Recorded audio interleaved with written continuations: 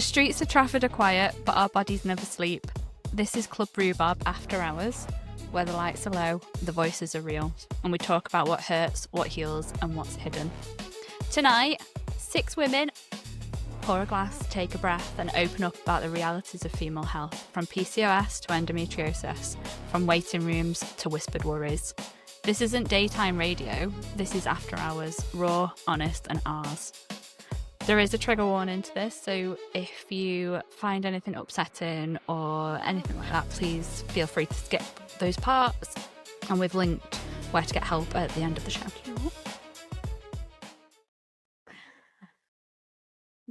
I'm Georgia. I'm surviving the healthcare system, just about. I'm Francesca, always throwing NHS leaflets away with a glass of wine. I'm Lauren. I am full of tea, cramps, and a little dash of blinding rage, according to Georgia. The tiny amount. Cheers. Only about serious and important topics. Yeah. I'm Chelsea, your resident night owl and fact checker, which she actually is. Yeah. Great. I love researching. Constantly emailing Georgia. I don't mind. It's not the one. I am the night owl. That's my name. I'm Kirsty, chronic realist and occasional optimist. Whoop whoop. Woo. Of she is. And we do have a guest, Meg, who will be pre-recorded, and she'll be in this podcast later on in the show. The reason we feel so passionately about women's health is our first episode topic, because there was a recent trend on social media about an endometriosis study that was conducted on the men in relationships of women that have endometriosis rather than the women that have endometriosis. I know. How do we feel about that? Talk about men having more and more research on what is mainly considered female health is a bit strange. Do you not think? Yeah, I had a look and it said that there's a lot of underfunding is the main reason there's not a lot of endometriosis research. But at the same time, if there's enough male pattern baldness, there should be some for endometriosis and PCOS, yeah. There's literally so much money that they put in other things. Like, how is there not enough money? Or any other studies that you could. But for something that affects women for so many years, you'd think someone would be like, do you know what? Let's put some money in there. They could have put the money that they did the study on how it affects men into endometriosis. Well, it's what stupid lady. If it was No, don't come for me. if it was a lady, obviously nothing will be done because they'll be like, it's a lady problem. They can deal with it. It's the same as having your menstrual period and cramps. A lot of people who did it. Yeah. But so the people actually wrote it, I think maybe Yeah. like 4 or more authors, but like, because they're all shortened down, I'd have to like go and look to tell you who it was specifically. But it is really interesting. It's just interesting why they did it in the first place, and then not actually studied the real women. Because like we talked about the BMI system before, that was studying on men in the 1800s. So how is that relevant for today anyway? And how is that relevant for women in general? You know, You can kind of see, like, a bit of a devil's advocate, but you can kind of see, like, why something like that kind of study would be done, because men do exist and have feelings as well. Also, you can understand, like, they are effective, yeah, but the main reason why they are effective is because of a physical health issue that women have. Like, if they put money into those studies, then you wouldn't be so effective if doctors helped those women. who's got the next fact bomb? PCOS affects roughly 1 in 8 women. That is 13% of us, and yet many cases go undiagnosed for years. It's definitely more than 1 in 8 women Well, around this table. Let's be honest. Yeah. There's There's 3 so of many us. people in my Yeah. family that have PCOS, like, including me, yeah. There's 3 of us sat around the table right now. Yeah. That's 3 in 5. That's more than 1 in 8. Is it a genetic? I'm not good at thing, or maths. there is different ways that you can have PCOS. We know that there's different ways. Is pill induced, insulin resistance, genetics, just a bit. The thing is, a lot of people go undiagnosed Yeah. because the moment you start complaining about this or that, they put it down to something else Mm-hmm. and not wanting to attack the real issue. Unless you want to go for something for gynae reasons. Because Yeah. I got diagnosed when I miscarried the first time and I was like 21. Mm. So why was that never... Oh, and then they just said, oh, go away, lose weight. And when you want to have back. Oh, right, okay. Thanks for that. Mhm. So that's where they found that. But if I'd just gone through my life not having had that experience, I don't think I would have been diagnosed for a very long time. I was apparently diagnosed, but then never actually got told that I was diagnosed. And then when I realised that I had PCOS, and I went to the doctors and he was like, oh yeah, so you have PCOS, you know that? And I was like, do I? And he was like, yeah, it's been on your file for like 4 years. And I was like, Wow. I didn't know that.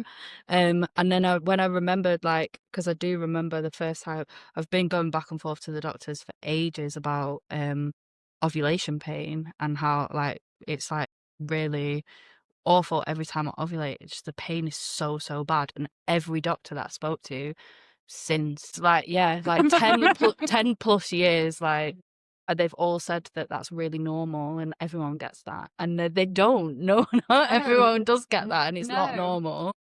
And then when I had the ultrasound, and there was a lady that did my ultrasound, and she laughed at me, and she was kind of like, oh, have you had ovarian cyst before? And I was like, no. And she was like, not yet.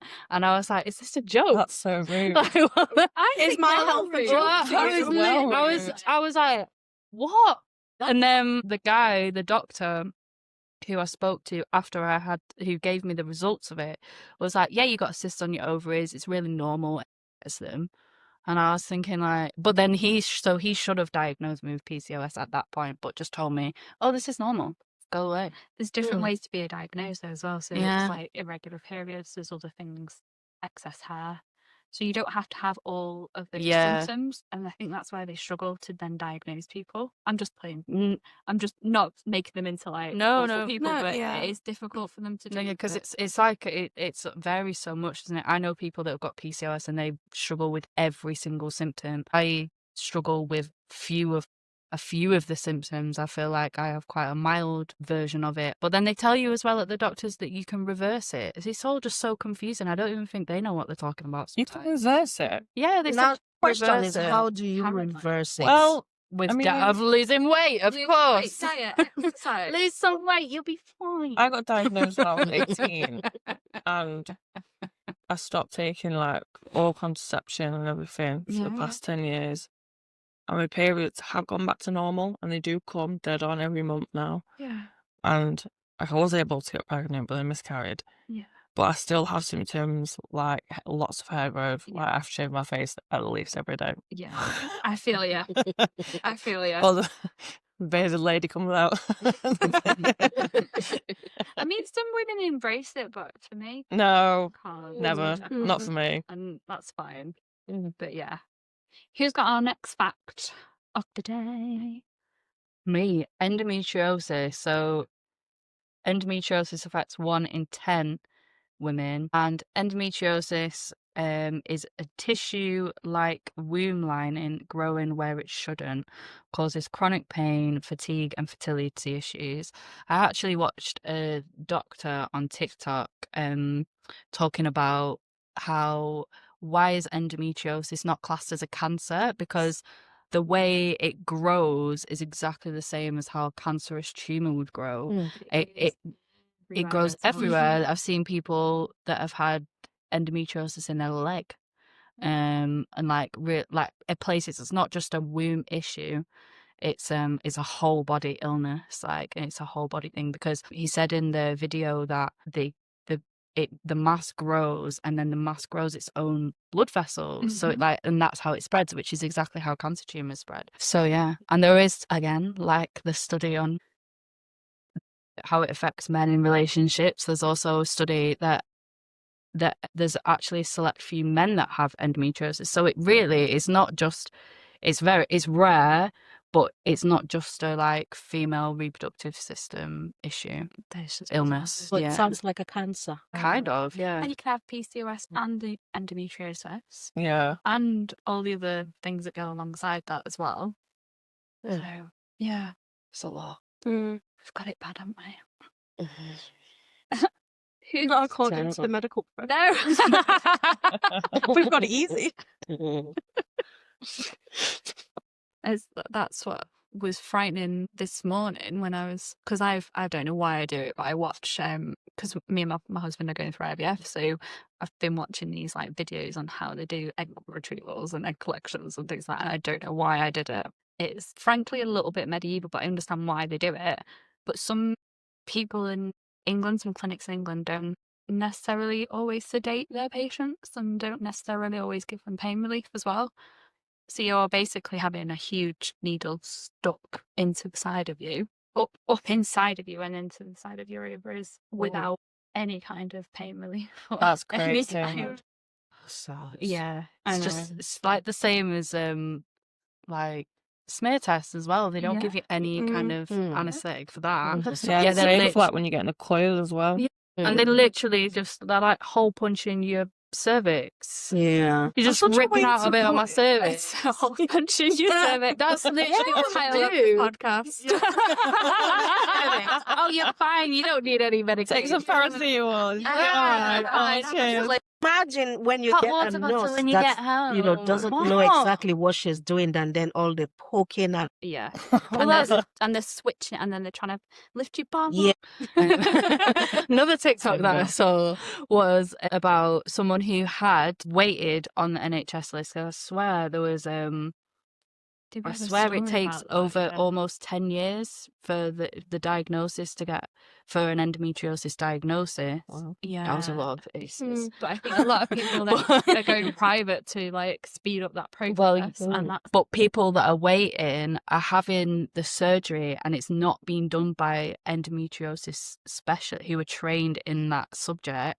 So they're missing the endometriosis. So people are just having operations to find the endometriosis and then they're not finding it. or they're not taking all of Or it they're not- away. Yeah, and they're not actually like, they can't actually find it because they're not specialists. Like, But this brings me like quite back to in America when it was slavery, they were practicing gynecological experiments on this black African American slave. No painkillers. no Yeah. anesthetic. No, we're not going to do it. Not that I'm condoning them doing it in the first place. I don't know if it's changed. It's not like it's No. not anything. that's like a whole extra level as well, isn't it? Oh, Because yeah. black women in the medical industry are so like, it's like they're expected to withhold more pain and like things don't hurt you as much kind of thing, and it's just we're all human. we're all human. We all hurt the same. Unfortunately, we are all different, and everybody's pain threshold is different as Yeah, well. So Yeah.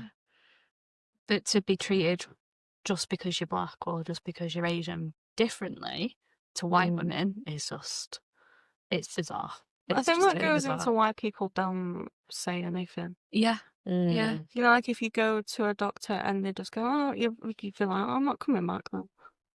Do you know what I mean? Because I've had Not it- coming back. No, but like, if you go and you're like, I have this, this, and this, and they're like, oh, do this that's not going to solve the problem, but you know, come back in a month's time, see if it changes. They're like, well, I'm not coming back. yeah. Yes. Yeah. I totally agree with you. If you're not helping me at the first point and coming and saying this hurts, why Yeah. should I spend time and money to come and see you for you to go, oh, come back next month, come back next month, come back in Exactly. 2 months. I personally prefer and I like to self-medicate due to that fact, due to that reason. That's why she Yeah. throws the NHS lip, that's why. No, but I agree with Francesca. Yeah. Like, I do a lot of like holistic, like Eastern medicine, like traditions. I have acupuncture. I've tried all sorts of stuff. I'm a big herbalist. Like in the sense of I cut that bit out. Kind of They've mixed that with drinking. Just go no. Yeah.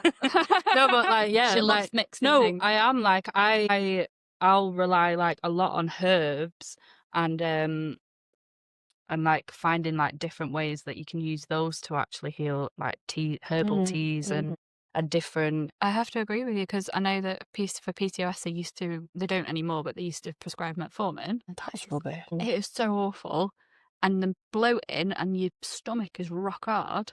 And you What's can't. that for? Is that just to Metformin is usually given to diabetics. Oh, really? To control your insulin levels, yeah. Oh, But it can be used for all sorts of things, but they used to be giving it to people with PCOS. but wasn't I had that and I had no idea what it was doing, and then I stopped taking it because I was like, it's not doing anything yeah. whatsoever. I'm just feeling rotten every Yeah. time I'm taking it. because I swear you said that there's actually 4 different types of PCOS as well, didn't you? Yeah.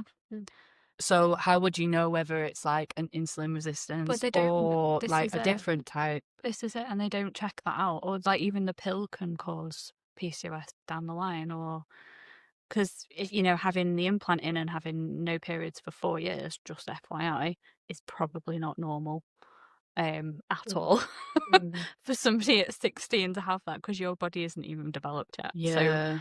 and I know where they're getting from. I know, but Well, they should teach you that in school. yeah. Just teach you all of this in school. To a degree. No, But- and that's great for us. Great for us. But I mean things like different types of periods, like Yeah, different yeah. pains, different things like that should be taught in school, especially if you're a young woman. Because then you're going to leave school like I did. I went to an all-girls school. I left school knowing nothing about periods. And I then had to learn it through people that I know, friends, Google. I don't like Dr. Google, but I had to learn that way. We literally had it more difficult during our time because parents weren't talking to us about it. Our mothers weren't talking to us about it. We had to read. I learned everything I know from a book called Every Woman. Yes. No, please. Keep that in that. That book. I think you need to. Yeah. I think we need to get that copy Yeah. of it. Use that for book club.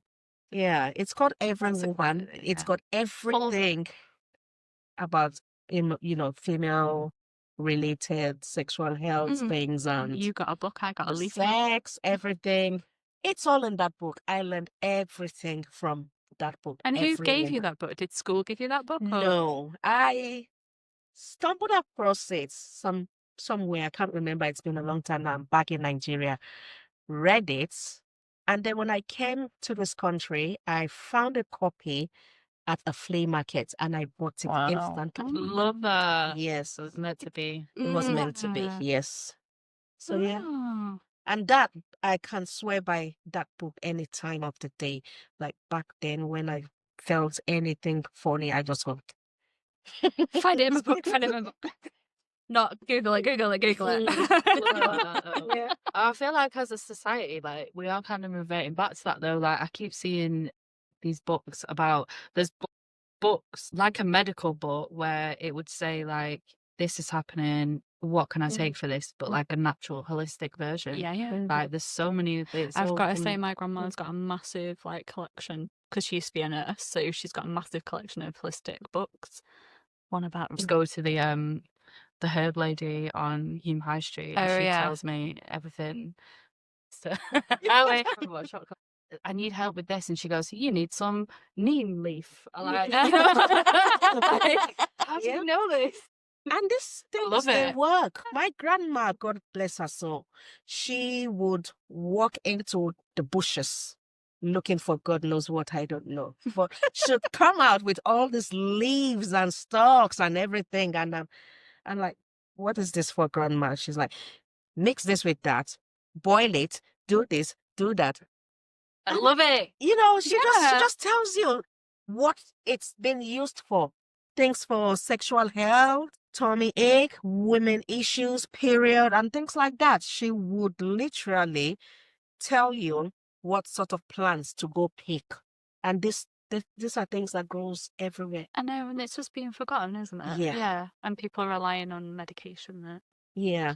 Right now, I regret not learning these things from her before she passed, because that is a whole wealth of knowledge. Yeah.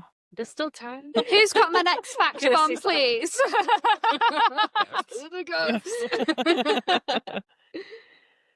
In Trafford, women told us they feel dismissed, They wait too long, pain minimized, and mental health ignored.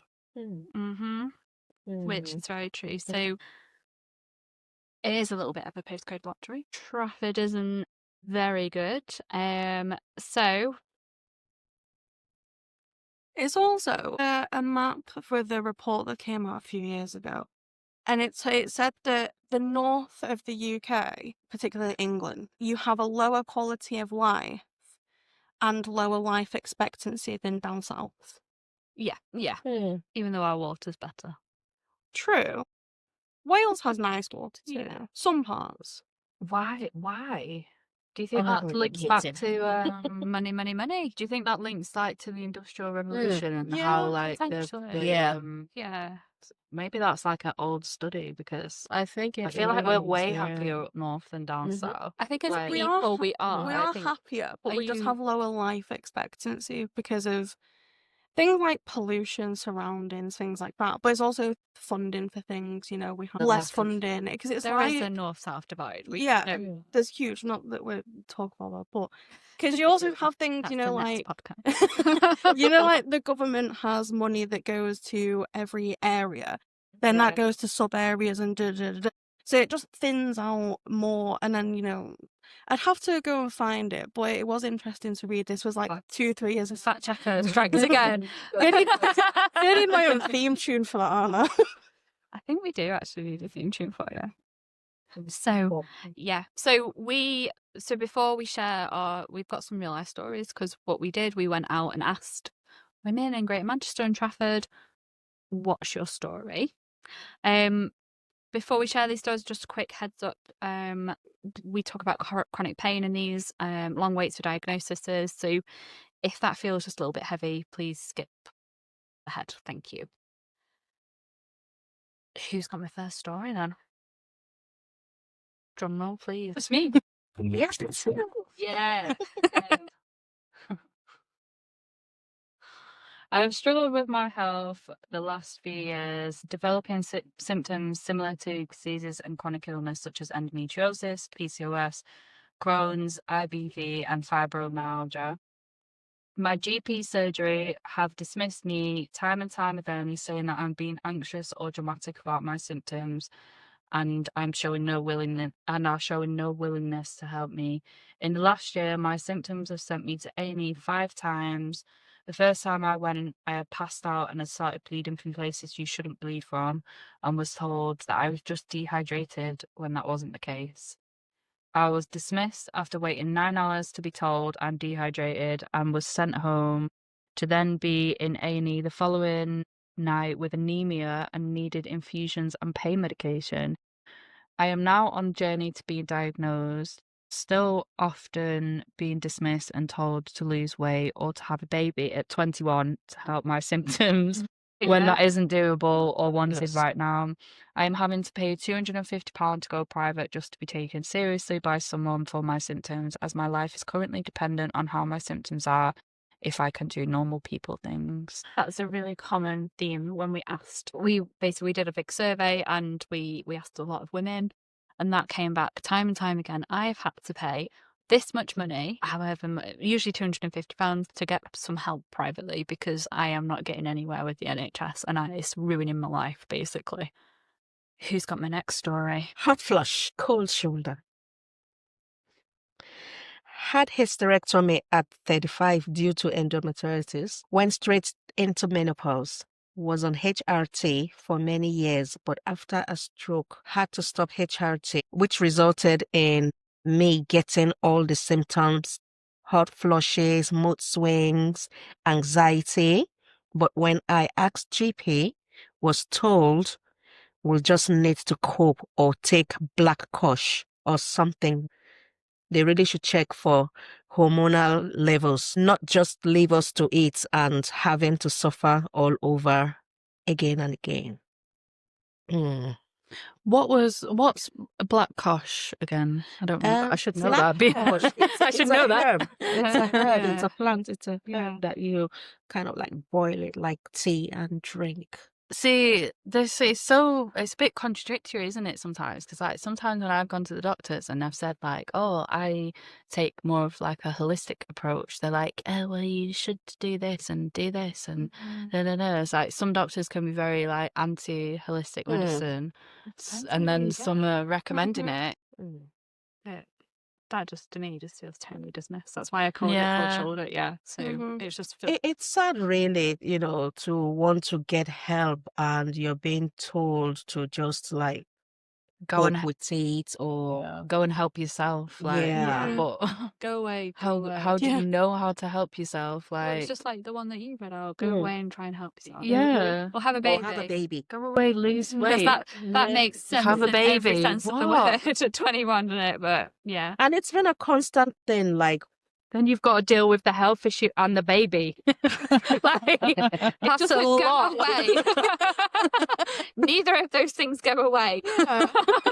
Just And exacerbating the situation. it's been a constant thing that as a woman, every time you go and complain about something, the first thing they say to you is lose weight. I went in complaining about knee and ankle pain, and I was told to lose weight.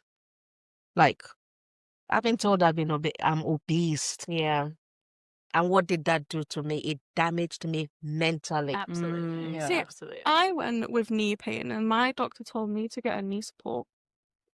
He said, but he also said that 10,000 steps wasn't realistic for me. He went, try like 5, 6. That's more realistic. Wear the knee support too. But so did you see how like we've gone with a similar issue and got told separate Different things? things. Yeah. Different Mhm. things. Hmm. I know I had my friend, she had her baby, and she was told something totally different from the person across the way from her, and they had the same baby, same things, same everything, just totally different advice. And it depends on whether you're a professional as well, or you are, not working or whatever else. Mhm. That's always, they play that game as well, I feel, to be honest.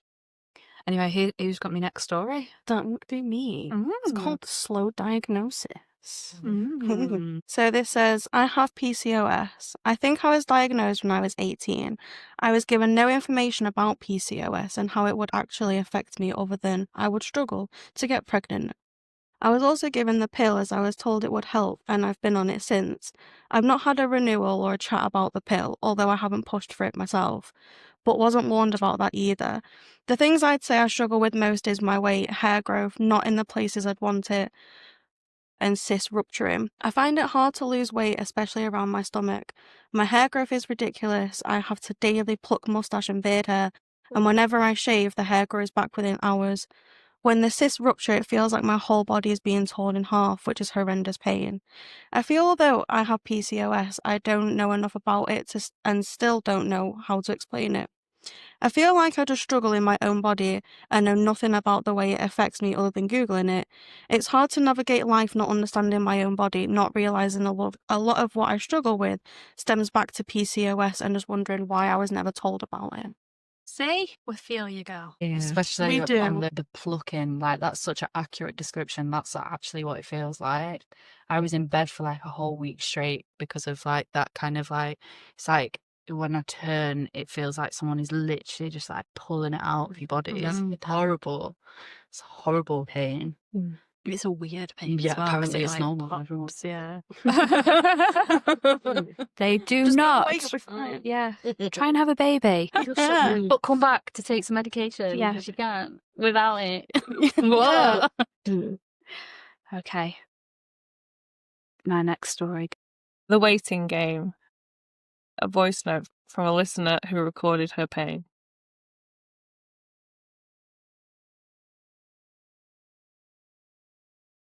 This is my journey with endometriosis, a condition that shaped most of my life, even long before I knew its name. I started my periods when I was 11. They were heavy and painful. I'd often flood and leak through my clothes.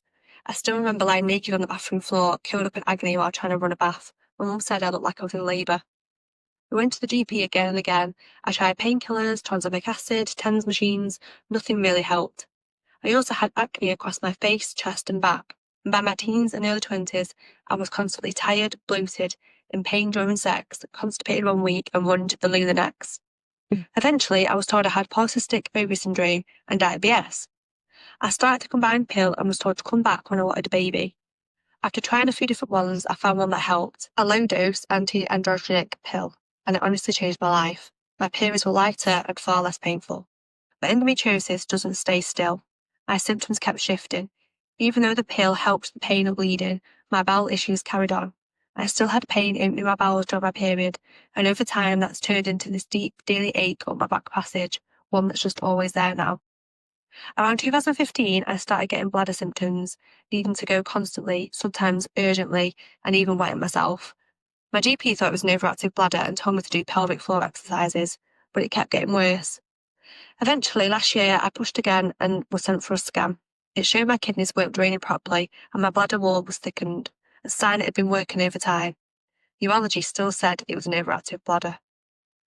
I've always wanted to be a mum, and knowing that polycystic ovary syndrome can make getting pregnant more difficult, I came off the pill in August 2019, 3 months before my 30th birthday, just to see what happens. After nearly 2 years without conceiving, we were referred to reproductive medicine. While waiting for an appointment, I got pregnant naturally in early 2022, but it turned out to be an ectopic pregnancy that thankfully resolved on its own.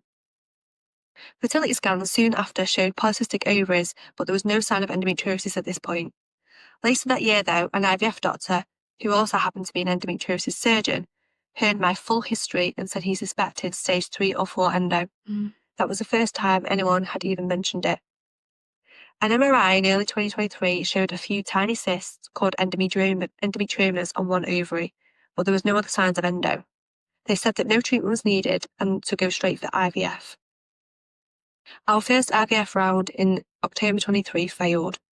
Afterwards, the doctor suggested a laparoscopy to remove any endo and hopefully help both my symptoms, which had worsened, and fertility. I agreed. Whilst waiting, I had another natural pregnancy that again ended in miscarriage. In April last year, as we were preparing for our second IVF cycle, a scan showed one of the cysts had grown to about 3.5 centimetres, and it looked like there was fluid in one of my fallopian tubes, so we were told to hold off IVF until I'd had surgery. In August of last year, I finally had the laparoscopy. It confirmed stage 3 to 4 endometriosis, which was more severe than they'd expected. They couldn't remove it safely. Both ovaries had large cysts, about 4 and 5 centimetres, which they managed to drain. There were deep lesions behind my bowel and others on my bladder. My ureters, the tubes connecting the kidneys to the bladder, were being pulled up by the disease. Big cysts can also squash those tubes, which probably explains my kidney and bladder issues. The good news was that my fallopian tubes were still open, so natural conception might still be possible. However, we were advised to go for more IVF quickly before the cysts build back up. There was also a serious complication in theatre. The gas used during surgery caused my heart to stop, and I needed CPR. Luckily, I recovered quickly and my heart scan was normal, but it does mean that any future surgery carries the same risk of cardiac arrest. I went through 2 more IVF cycles afterwards, late last year. The third one worked. I got pregnant, but it was slow growing, and I miscarried at just over 10 weeks earlier this year. After that, I had a huge flare-up, severe pelvic pain, especially when passing urine and opening my bowels, overwhelming fatigue, skin sensitivity, as well as new symptoms of unexplained itching and swollen lymph nodes. Tests were mostly normal, but it was clear my immune system was in overdrive. 2 months ago, I had another loss, a very early one, a chemical pregnancy. That makes 4 losses now in total. The MRI shows the disease has progressed again and the cysts are bigger. I've also been diagnosed with adenomyosis, a similar condition where tissue grows inside the muscle of the uterus. It can make embryo implantation difficult, increase miscarriage risk, and can cause painful, heavy periods. Though weirdly, that's not something I struggle with anymore. Now we're trying to decide whether to do a 4th IVF cycle to bank embryos before I have another major surgery to remove as much endo as possible. Surgery will almost definitely damage my remaining egg reserve, which is already low due to the endo. But because the disease has damaged my egg quality too, it's been incredibly hard to create viable embryos. There's also the risk of the cyst rupturing or becoming infected during egg collection. It's a difficult decision and we receive conflicting advice from doctors. It feels like whichever choice we make, there's a risk. And surgery isn't a cure. Endometriosis nearly always grows back. Many of us end up having multiple surgeries just to keep symptoms under control. It might help fertility, but there's no guarantee, and no evidence that it actually improves the IVF outcomes. Getting diagnosed takes years. The average is around 10. For me, it took 23. Scans can look totally normal until the disease gets severe, and the only way to truly diagnose it is through surgery. Endometriosis can change how your body works in ways that people can't see. For me, endo isn't just pain, it's not just bad periods. It's fatigue, immune reactions, skin sensitivity, leg aches, bladder and bowel problems, and above all, the heartbreak of infertility. It affects my body, my plans, my relationships, my career, my future, and my identity. It's a complex, chronic, whole body condition that can touch every part of your life. What's crazy is that my polycystic ovary syndrome, the thing I used to think was my main issue, has completely faded into the background. It's almost like the endometriosis has overtaken everything. If something in my story sounds familiar, please don't stop pushing for answers. You know your body better than anyone else. Trust yourself, keep going. That's heartbreaking. Yeah, it is. It is. Yeah, it's really heartbreaking and scary. Like That's really scary. that got me that got me thinking, like, I wonder if there's actually a link between like PCOS and endometriosis. I wonder if it can like develop into endometriosis, if it's like, do you know, I do know what like, you mean, but it's that- more like, that's what got about- me like But what about mental health as well? yeah, Not really Yeah. touched on mental health, but yeah, true. that's huge. It's linked with everything. Mm. And it don't get better, it's there all No. the time. Especially when they said, like, you can have an operation to get rid of it, but then it can come back. It comes here.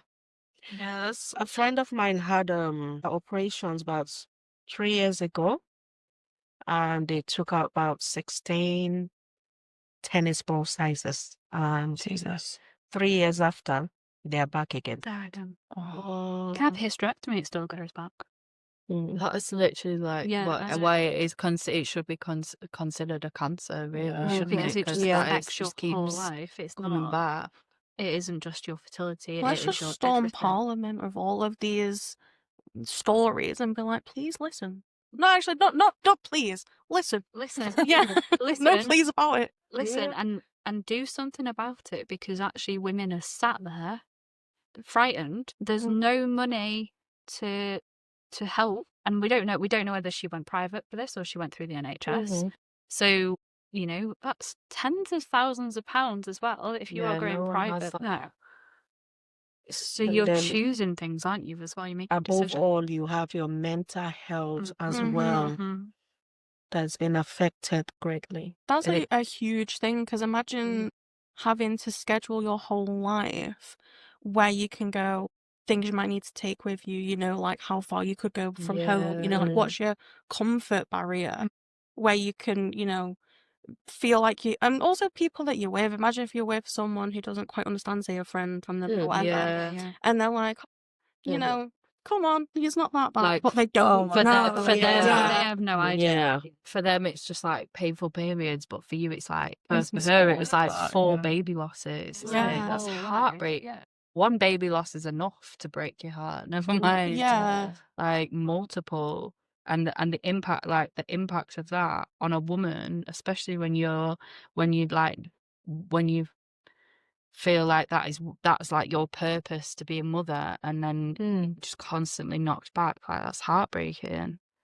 But then the risk of surgery in itself, especially for Yeah. that listener who the heart stopped. That's Mhm. frightening. it's That's Frightening, frightening. Mm.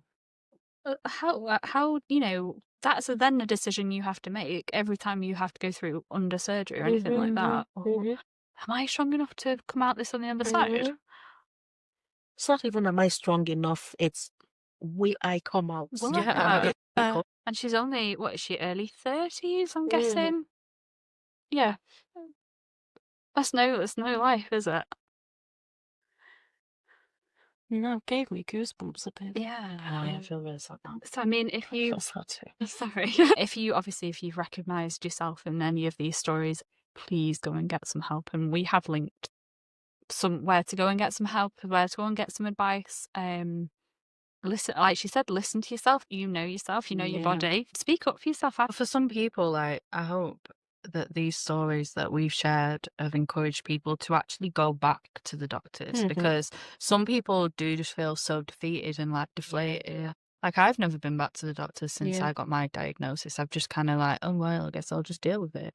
Like, You kind of are though, because you're Out your But yeah, and you- I'm having to do it up, but it's taking such a massive effect, and like, so it's so time Mhm. consuming to do all of that, like to figure out a whole like plan and routine for yourself. And that's like, this is like my like nutrition and like my things that I found that help me and like ease things for me.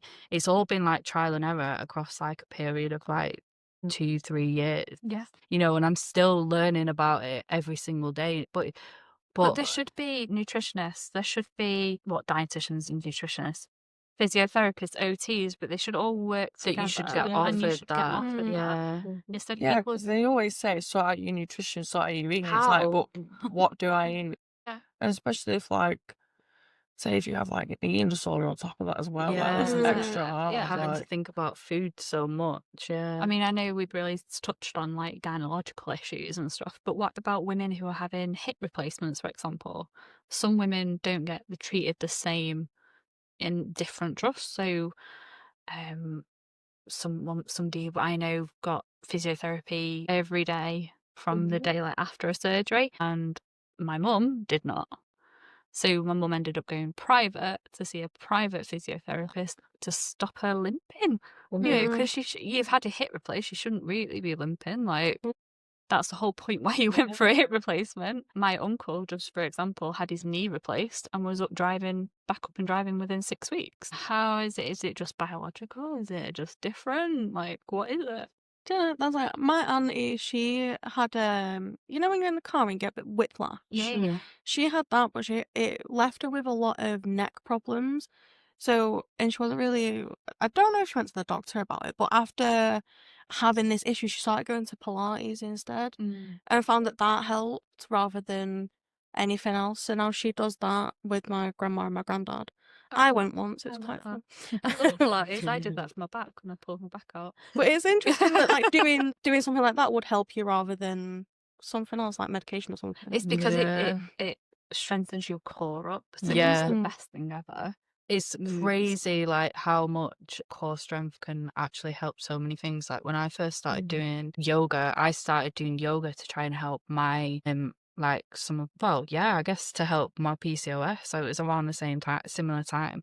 And I really noticed that yoga helped my posture, like really, like, and it's strengthening my core, like helped me stand up a bit better, and like, you know, or like it's crazy like how it all like works together. Pilates and yoga, good. Me and Really Francesco good. tried reformer Pilates, haven't we? Yeah. It was good. Are you sure? Are you sure about that? It was. We only trumped a few times. It was, and then I ended up painful and sore due to fibromyalgia. But it did help. I liked it. It was good. And I'm hoping to go back again. Yeah, we do need to go back again, yeah. It Me was good too. fun, but Mm. it was harder than I imagined it to be. It was hard, yeah. Yes, yeah. So, I have got some questions for you regarding these stories that we have heard. What part of these stories hit you the most? The story about the voice notes. Her story is just from start to end. It is really, really heartbreaking. And to think that from that early age, she's been going through all that. And up till this moment, she still hasn't had a solution to it. And we always think our own problems are like the worst. Yeah. But there is somebody out there that is just suffering and not being heard and not being listened to. Yeah. Any of the other stories you found? I think it's just the theme. It is a theme. It is an of awfully shit not theme. being Yeah. listened to. Go have a baby. Do this. Do that. Yeah. I'm not gonna help you. Lose weight. Lose weight. Yeah. Oh, you've got a cold. Lose weight. But I think they're all sad in not sad. They're all disheartening in their own way for many different reasons. It's just the overall theme of Being dismissed. yeah, not being listened to. Yeah. Mm-hmm. I mean, we're not naming and shaming here, but there's some doctors that should be named. We and should. shamed. Yeah. Let's make a Club Rhubarb burn book. Yes. And if you would like to come and sign the burn book, it will be in our office. Mhm. You know, you're more than welcome. The next question is, have we normalised pain? Oh, A definitely. Yeah. 100,000,000%. There's Yeah. like a little thermometer diagram, isn't there, of like where endometriosis and like falls on a pain scale, and I swear it's like more painful than like so many like really serious illnesses. Me, and I know you love your TikTok. Yeah, Have that's you- where I saw it. Yeah. Have you seen it? I mean, have you seen the ones where women are literally giving birth and they're like, oh, dancing around, because actually the endo pain is so much like Worse than labour pain. childbirth, yeah. Mm. Yeah, it's crazy. I think in like in the medical field, women's pain is really like diminished. It's like you're overreacting, or you're being like aggressive, or you've got mental health problems if you actually express that you've got pain, which is crazy. I've had so many notes on when I've been to the doctor, and like, I am in serious pain, like help me. I remember I was in hospital. I was in hospital and I had appendicitis, and they were telling me like, oh, well, I think it's just some kind of like menstrual, like some kind of like womb pain. We think it's something to do with like your womb. And I was like, I am in severe pain. They were giving me paracetamol. I went, give me the morphine now. Like, what? Why Just do they think paracetamol. that paracetamol just cures all ills? It And, really doesn't. and the result was that I had appendicitis. My appendix was literally shriveling inside my body, and after they took it out, they actually found a tumor in my appendix. So thanks for the paracetamol. It really helps. Really helped. No, to be fair, they did give me morphine after, but I had to like literally scream and shout to get that. I'm not afraid to scream and shout about things, but people some are, women are. Yeah, some women don't feel confident to like stand up for themselves, and they don't Mm. know they've not like. It's a bit like, when Oprah said, were you silent or were you silenced? It's kind of like that. Of you could go to the doctor and say X, Y, Z, but then they're like, you've got this, or Mhm. this is because of that, that's because of Yes, this. And then I you're get kind that of a like, lot. well, that's not what I came in here for. I didn't Mm. come for you to have a go at me, essentially, Yeah. for a different reason. Mhm. Okay. Every time I complain about something, right, at 48, you're expected to have all this perimenopause or menopause symptoms and stuff like that. Yeah. And every single time I complain, it's always been linked to me being fibromyalgia. Oh, it's just a fibromyalgia pain. There's a fibromyalgia flare up. I get tired of listening and hearing these things every time. If I have a headache, oh, it's fibromyalgia. If I'm having menstrual cramp, it's induced by fibromyalgia. Why not? Just blame it on an issue that she's Yeah. already Yeah. got. Yeah. Instead of like thinking about it outside of the boxes, Mhm. they want to tick boxes. They don't want to think outside. Mhm.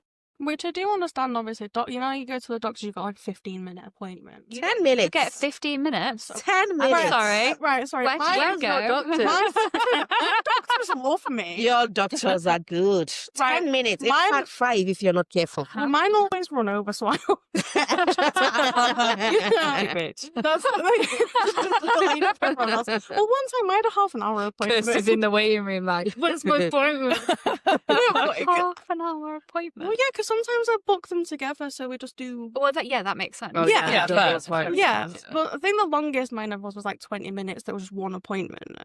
So sorry to everyone at my doctor. It's usually me. I've been waiting for you. Yeah. So they're gonna out you now. That's why whenever I go, I don't go for many reasons because I have the mentality of I'm not dying, so Yeah. I don't need to go to the doctor. Yeah. I did have one issue that I had for years, and my grandma said to me, "I think you should go. That's serious." And I went, "I'm not dying. I'm not on death's door. I'll be sweet."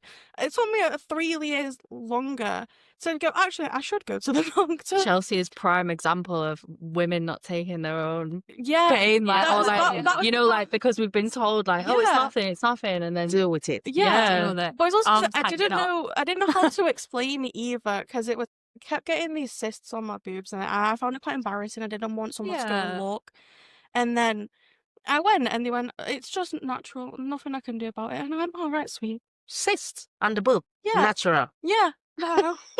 because they go from one to the other too. I'm like, I don't really know what to do about this. And then I told my nana, and she's like, oh, I get that. So you get that from me. And I was like, oh, sweet. Oh. Cheers. I've got all the great Cheers, man. genes in my family. An extra. Yeah. I was having that conversation with my mum on the phone the other day. I was like, is there anything that I need to know, like, health-wise? Like, because you're telling me this and you're telling me that. Like, what kind of problems run in the family? Because maybe I should go to the doctor. Because I'm getting them all. There's a lot of problems I run in my family, but what? Tell me some more. At least your grandma's not asking you where you're giving birth. Just, I've not even got to that point. Oh no, that's yet. my mum. My mum's dying for them. And then my sort of next question would be, what do you think real change looks like in Trafford and Manchester particularly? What does better look like? Being heard, being seen. Yeah. Mhm. Yeah, definitely. But I think realistic, like, if you went to a doctor and they said, you could have this, it might not be, but we can test for it anyway. I know you can't always test for every single thing because some things take a very long time. But if someone said that to me, I think that'd be a bit better than being like, oh, don't know what it is.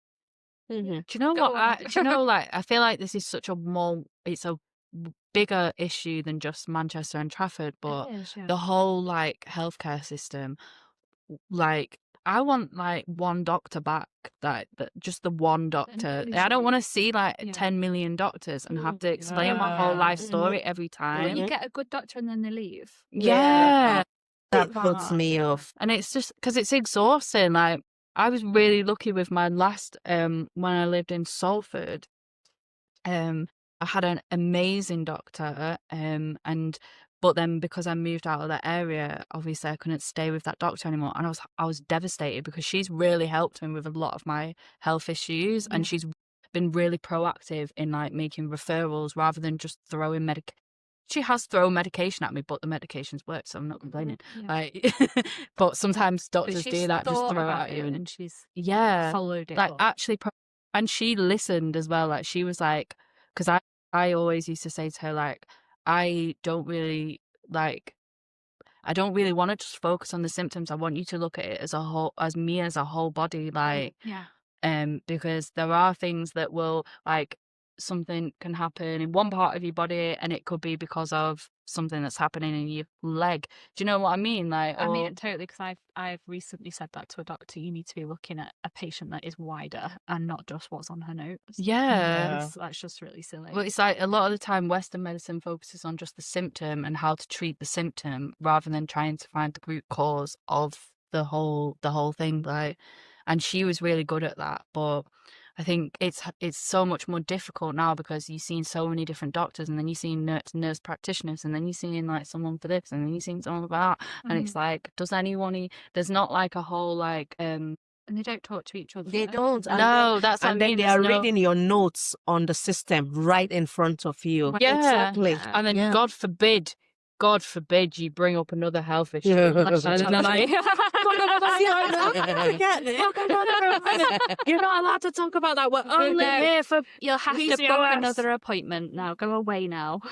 See, I Tired. When I go to the doctors, and I have to have, like, talk about, let's say, 3 things, I write it down, what I want to say, and I hand it to him, and I go, so what to talk about, read it. That's a really good idea, yeah. Good idea. Because when I get into doctors, it's like I forget how to speak. Yeah. So I'm And writing then when it you down. get that mental look as well, everything just goes blank. Yeah. in your head. See, that Especially- happens to me if, like, the doctor's handsome. I'm like, oh, no. Every time. Is your doctor? I'm not saying my doctors, because last time I went, I really embarrassed myself, and I don't ever want to see him again. But he was very handsome. Because I went and I was like, oh, while I'm here, I've also got this, and I've also got this, and I've also got this. And he was like, okay.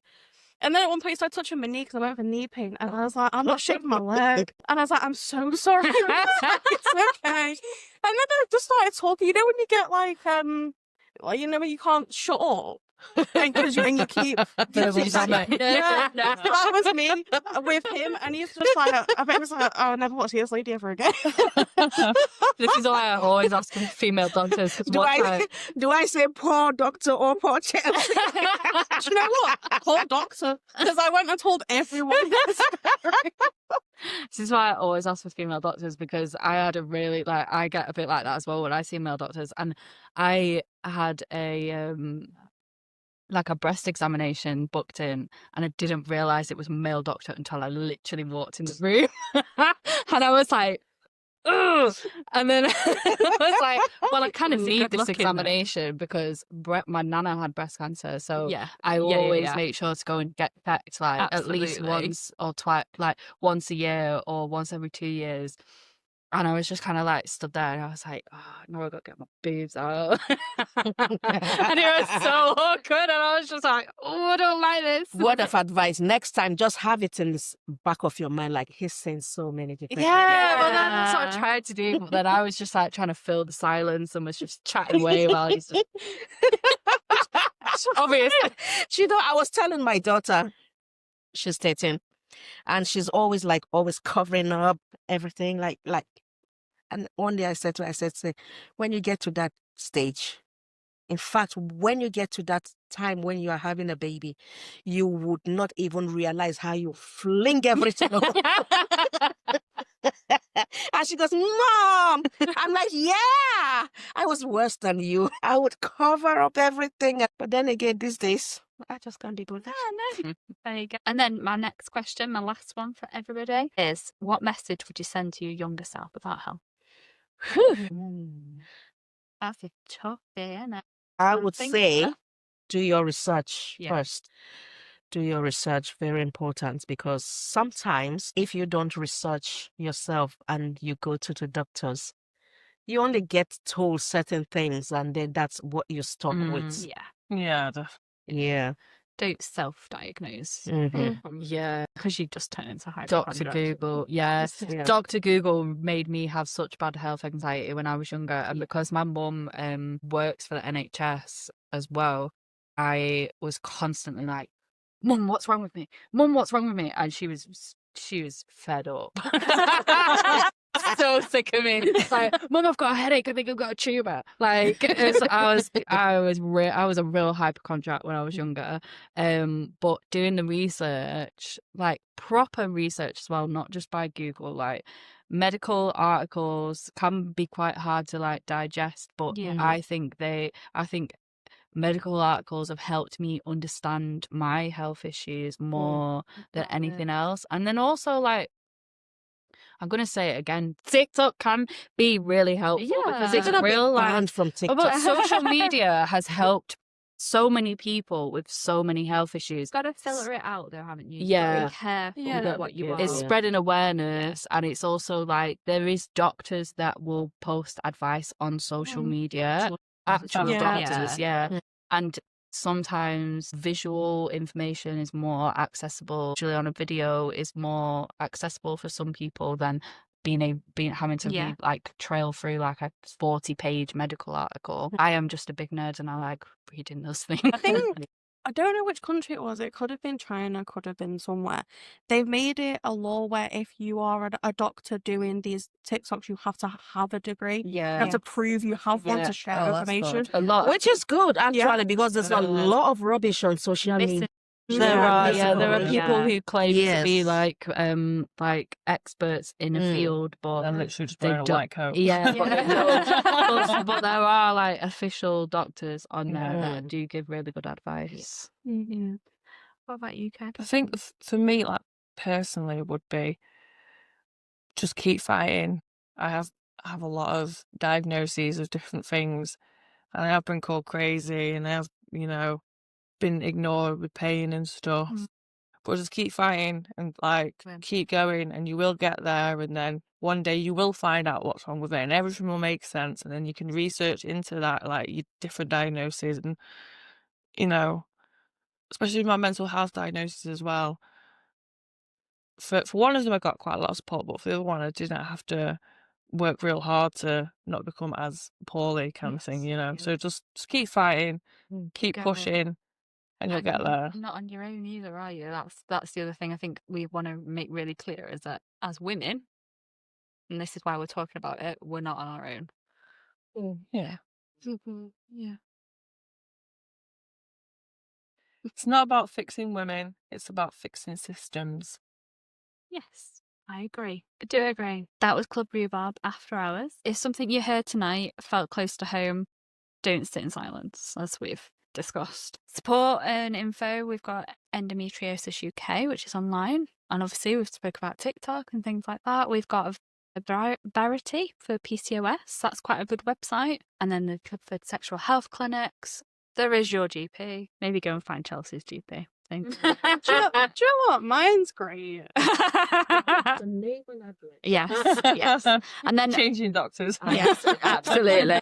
And of course, we've got BHA for equality, and then NHS 111, Samaritans. If you're feeling low, there is mental.